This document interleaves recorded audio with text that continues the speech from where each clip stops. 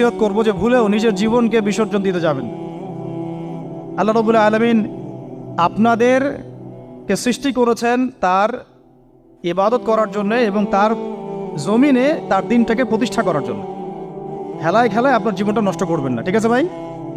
আল্লাহ পাক বোঝার তৌফিক দান করেন। তো কলম সৃষ্টি করার পরে কিয়ামত পর্যন্ত সব লেখা হয়ে গেছে। এখন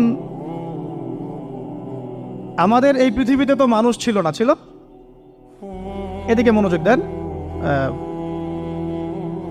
এই পৃথিবীতে কি আগে মানুষ ছিল?